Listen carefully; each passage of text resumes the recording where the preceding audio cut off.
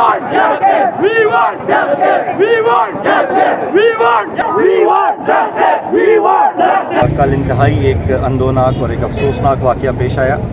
جس میں ایک اسٹریٹ کرائم کی واردات کے دوران ایک ہمارا جو طالب علم بچہ تھا اس کو اپنی جان سے ہاتھ دھونے پڑے، اور اس واقعے کی جتنی بھی مذمت کی جائے وہ کم ہے، اور اسی مذمت کے لیے اور اسی بیسیکلی اس کے جو ملزمان ہیں ان کی گرفتاری کے سلسلے میں آج مختلف کالجز، خصوصی طور پہ ایڈورڈز کالج کے جو طلباء ہیں وہ یہاں پر تشریف لائے تھے اور اپنا احتجاج ریکارڈ کرانا چاہتے تھے۔ وہ یہاں آئے ہیں، انہوں نے اپنا احتجاج ریکارڈ کرایا ہے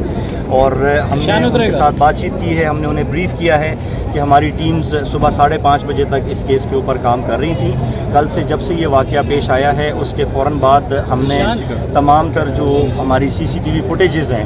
قریب کے علاقوں کی اور اس واردات کی، جتنی فوٹیجز ہمیں دستیاب ہو سکتی تھیں ہم نے ان فوٹیجز کو حاصل کیا ہے۔ ان فوٹیجز کے حصول کے بعد ہم نے ایک آئیڈینٹیفیکیشن کا ہمارا ایک مرحلہ ہوتا ہے، ہم نے ان فوٹیجز کو اپنے انفارمرز کے ذریعے اور دیگر لوگوں کے ذریعے، اپنی انٹیلیجنس ایجنسیز کے ذریعے ان کی آئیڈینٹیفیکیشن اسٹیبلش کرنے کی کوشش کی۔ اس میں ہم کافی حد تک کامیاب ہو چکے ہوئے ہیں اور ان کی آئیڈینٹیفیکیشن جو ہے وہ آئیڈینٹیفیکیشن کے مراحل ابھی جاری بھی ہیں، کچھ کی آئیڈینٹیفیکیشن ہو چکی ہے، کچھ چیزیں ہیں جو کہ میں یہاں پر اس وقت قبل از وقت ہوگا آپ سے شیئر کرنا، لیکن قصہ مختصر اور بات مختصر یہ ہے کہ یہ کسی دوسرے کے بچے کا نہیں ہوا، یہ اس طرح ہے، ہم اس کو اس طرح دیکھ رہے ہیں کہ جیسے ہمارے اپنے گھر کے اندر کوئی واقعہ ہوا ہے، ہمارے اپنے کسی بچے کے ساتھ یہ واقعہ ہوا ہے، اور پولیس آرام سے نہیں بیٹھے گی جب تک اس واقعے کے اور اس طرح کے دیگر واقعات کے جو ملزمان ہیں ان کو اپنے کیفر کردار تک نہیں پہنچاتے۔ سر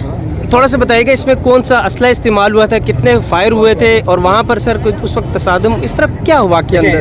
دو مسلح موٹر سائیکل سوار تھے 125 پہ، انہوں نے رکشے میں سوار جو یہ بچہ تھا اس رکشے کو روکا، اس کے بعد وہاں پر انہوں نے اپنا جو اسلحہ تھا، ایک شخص نے رکشہ ڈرائیور کو بلاک کیا، دوسرے نے جا کے اس بچے سے موبائل چھیننے کی کوشش کی جس کے اوپر مزاحمت ہوئی۔ مزاحمت کے بعد جو ابھی ہماری پوسٹ مارٹم ایگزامینیشن رپورٹ ہے اس کے مطابق اس نے اپنے پسٹل کے ساتھ اس کے سر پہ وار کیا ہے، اور اس کے بعد سیکنڈ جو فائر ایک ہی فائر کیا ہے جو کہ اس کے بازو سے ہوتا ہوا اس کے سینے کے اندر سے گزرا ہے، جس سے اس کے لنگز جو ہیں وہ دونوں رپچر ہو گئے ہیں، جو اس کی بیسیکلی موت کی وجہ بنے ہیں۔ تو بہرحال ان تفصیلات کو ہم بعد میں بھی ڈسکس کر سکتے ہیں۔ ابھی ہم نے جو ہمارے